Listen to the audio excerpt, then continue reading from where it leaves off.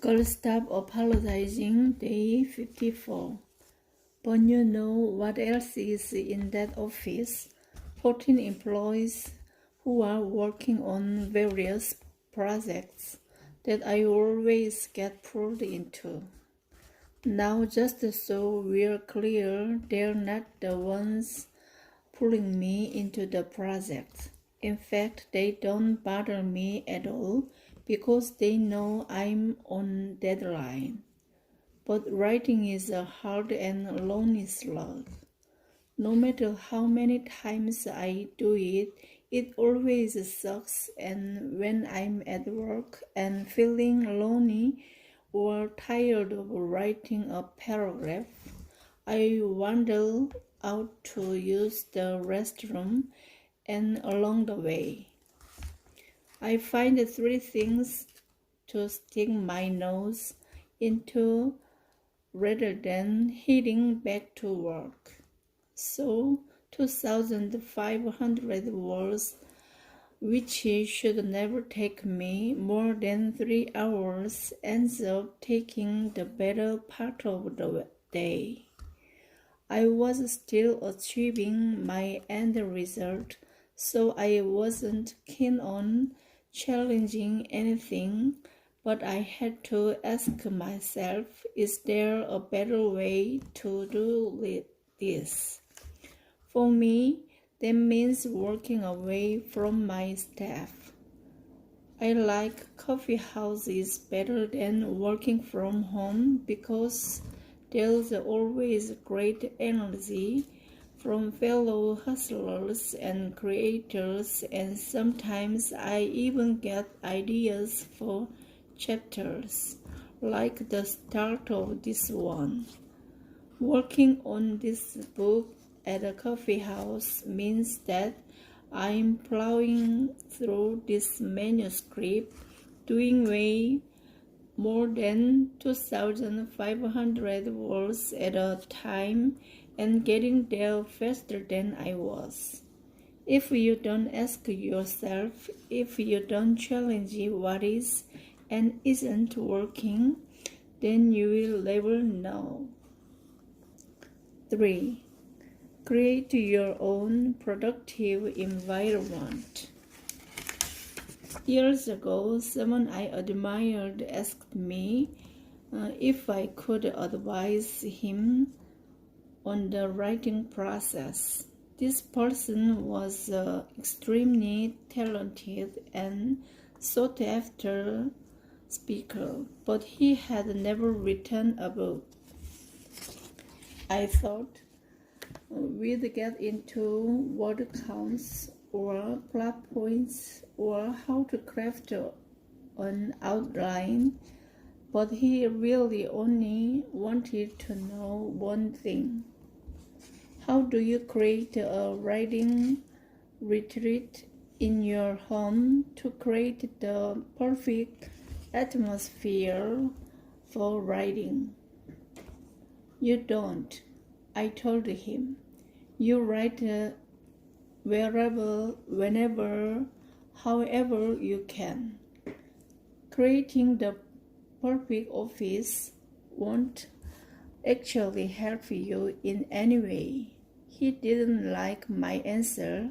He was adamant that if he could only set up the ideal space, then the process that had proven so hard in the past would become easier. I knew right then he'd never finish a manuscript. That sounds super harsh and catty, but it's the truth. This is based on my years of getting hundreds of questions just like this one. A writing room is dreamy and a luxury I hope to achieve one day, but it doesn't help you write. That's like thinking an expensive treadmill will motivate you to run. No outside factor is going to make you more productive, and if you need a certain atmosphere to be at your best, you're naturally in control of yourself. I'm writing this sentence right now in the center seat on a packed flight.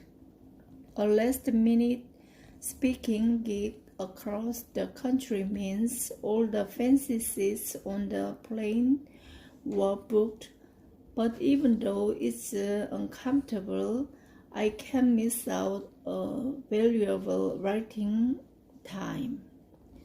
Early in the morning, late at night, while my kids play in front of me at the park or at soccer practice, I write whenever, however I can. It's one space like that hipster coffee shop or a mansion overlooking the water more preferable, certainly, but life doesn't work like that. If I wanted for the perfect space or opportunity to be productive, I wouldn't ever have completed even one of my books. The key is to create an environment that can get you into the zone wherever you happen to be. For me, it's different kinds of playlists or a certain song played on repeat over and over and over, like white noise, that helps me focus and get into production mode, even in the most hectic of places. For you, it could be a certain smell, a certain type of gum you chew. No, this is not crazy.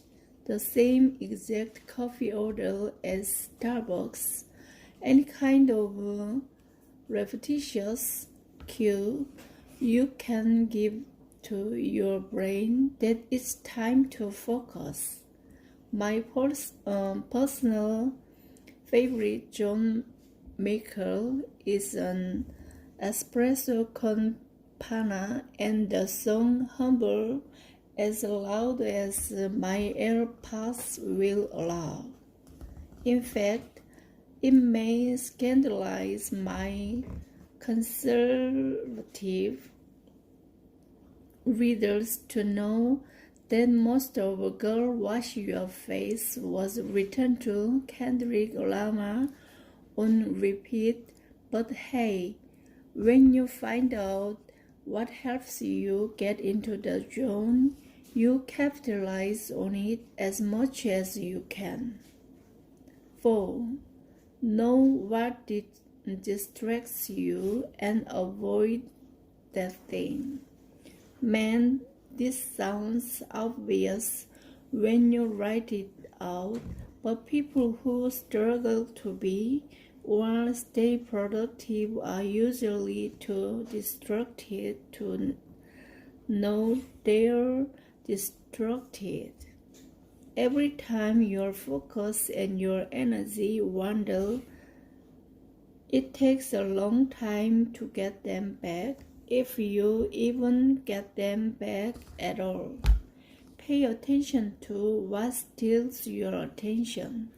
For me, it's usually access to Wi-Fi on my computer and the ability to see or hear the home screen of my phone. In my mind, every text is urgent and possibly an employee telling me the office is burning down. Every incoming email might be from Oprah, and a quick Google search to research something I'm writing about turns into a vortex rabbit hole, and suddenly I find myself taking a BuzzFeed quiz to see who my ideal Disney prince might be. So guess what has to happen when I'm trying to hit a certain word count? I have to shut off my Wi-Fi, flip my phone over, and turn the sound off, and I don't see or hear any incoming messages.